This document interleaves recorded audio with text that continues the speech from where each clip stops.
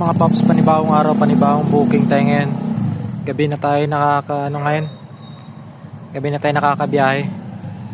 Kakatapos lang pala natin mag drop off. Dito tayo ngayon. Tambay muna tayo habang nag-aantay tayo ng booking. Medyo madilim dito pero gusto to kasi dahil puno.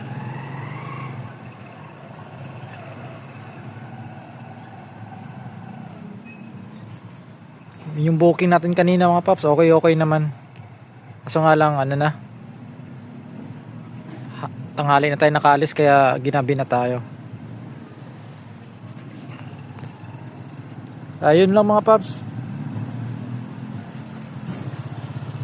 Dito muna tayo nagtatambay yan.